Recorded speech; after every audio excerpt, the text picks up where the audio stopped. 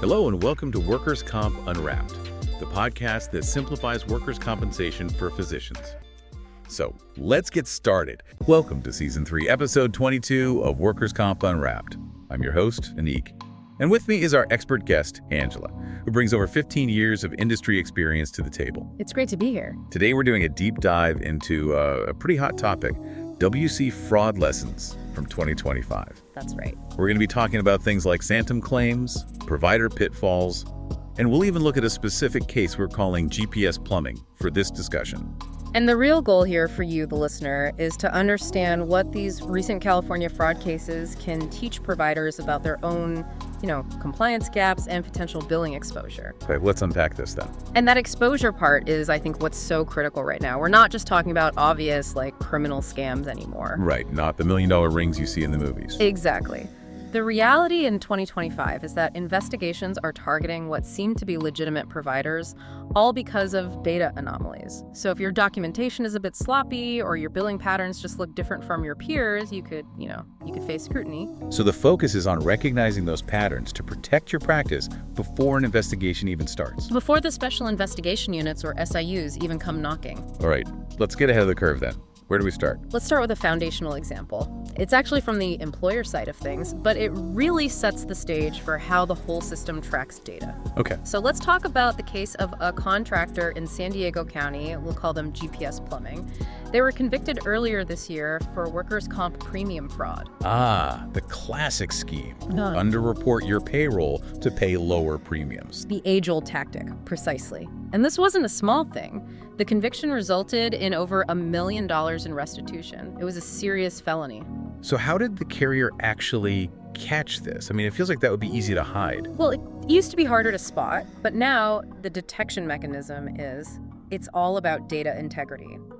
This was caught during a routine premium audit. The auditors found this massive gap, a huge inconsistency. A gap between the payroll the contractor reported to the state, for taxes, and the payroll they reported to their insurance company. Wow.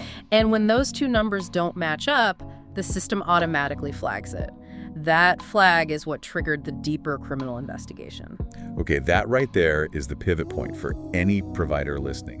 So if employers get flagged because their state data and carrier data don't match, how do the SIUs use that same logic to then flag a provider who treated those employees? That's the really sophisticated part of it now. So imagine GPS Plumbing reported, say, 50 employees instead of the 150 they actually had. Okay.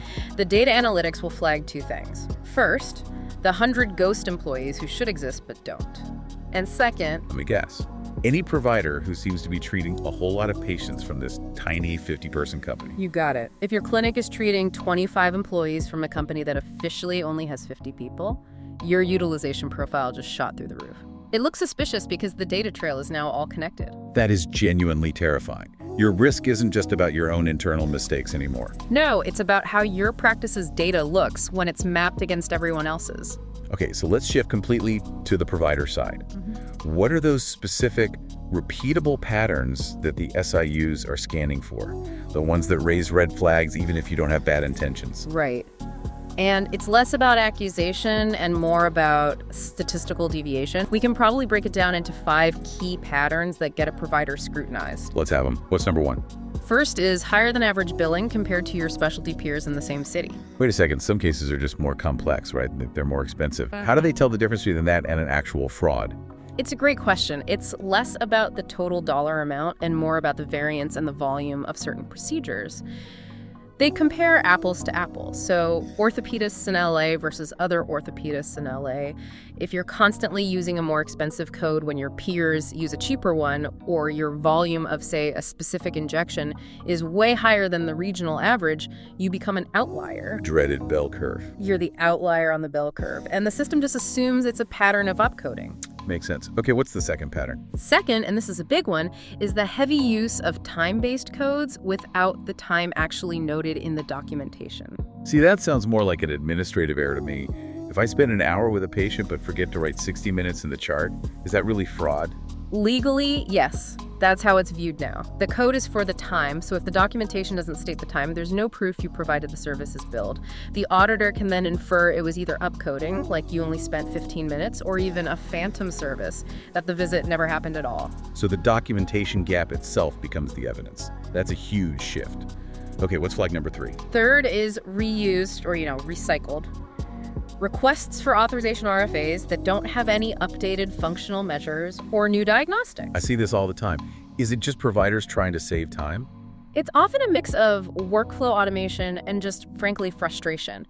But medical necessity is supposed to be dynamic. It changes. So if you submit the same RFA with the same description of the patient's conditions 6 months apart, a UR agent is going to say, well, what's changed? It suggests the treatment isn't medically driven anymore. It looks administrative. Yeah. Got it. Yeah. What about just basic mistakes? That's number 4. Missing chart entries for services that were definitely billed. This one's the most straightforward and maybe the most damning. Just no record of the visit at all. Exactly. You bill for a visit on Tuesday, but the chart notes go from Monday straight to Wednesday. That's the clearest possible sign of phantom billing. And the final pattern. 5th is PR2 reports that are late, unsigned, or, and this is the big one, appear to be boilerplate. Boilerplate language. We hear that term constantly in these cases.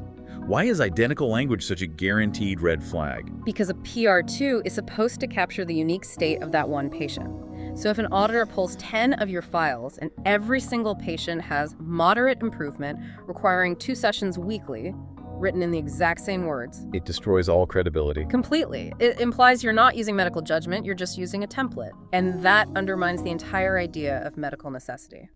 So we've talked about these patterns. Let's really nail down the legal side. What exactly is WC fraud for a provider? It's so important to be clear on this. For a provider, it boils down to a few key actions. First, upcoding. That's billing for a more expensive service than you actually provided. Okay. Then you have phantom services, which is billing for care that is just not documented, like that missing chart entry. And then, of course, duplicate billing, charging more than once for the same service. And I'd imagine misuse in the RFA process fits in there somewhere, especially if the treatment isn't backed by MTUS guidelines. Exactly. And let's be clear about MTUS. That's the state's medical treatment utilization schedule. It's the official rulebook for what's considered necessary treatment. If you're constantly requesting treatments that are way outside of those guidelines without strong evidence, the inference is that you're just trying to inflate services. So the whole process starts with the humans on the front lines, the adjusters, and UR agents noticing these patterns. Correct. They're the first line of defense. But the real trigger is when their observation is confirmed by the automated system. That identical language across patient files, that's a guaranteed referral to the SIU. So it all comes back to that bell curve. Standing out on that statistical analysis is what puts a target on your back. That's the entire story now. It's not about an accusation. It's about your own data trail flagging you as an anomaly. Okay, we've laid out the risks and the triggers. Let's talk solutions. What does the 2025 compliance playbook actually look like for a provider trying to stay safe? It's all about creating defensible individual records. So a few key steps. First, always document the full visit. That means time spent, findings, functional measures, the whole 9 yards. Especially the time for time-based codes. Especially the time. Second, submit RFAs with current data. Reference the MTUS guidelines. Never, ever recycle an old request. Third, keep your PR2s current, signed, and patient-specific. No templates. Every assessment should be unique. And you mentioned being proactive. Yes. Fourth, you have to audit your own billing patterns quarterly. See how you stack up against regional norms. If you're an outlier, you better make sure your records are bulletproof. And the last one. Finally, just avoid identical note templates. Customize everything to reflect the actual individual patient encounter. It really hammers home that point you made. Being sloppy is no longer safe. The burden of proof is on you. So let's talk consequences. What are the penalties for this stuff in California? They're extreme. Workers' comp fraud is a felony. That means up to 5 years in state prison. And the fines are massive. We're talking $150,000 or double the amount of the fraud, whichever is bigger. And that can apply to a practice that just had a long history of really bad documentation errors. Absolutely. Remember, submitting just one provably false bill can carry those felony penalties, but honestly, the non-jail consequences are what can really kill a practice. What are those? You can lose your ability to bill workers' comp entirely, you can have all of your existing liens stayed or just voided, or you can be formally suspended from the entire WC system. So you're just locked out. Locked out. Your practice is effectively finished in the comp world. Which brings us back to the core principle. Which is? Honest billing requires honest documentation.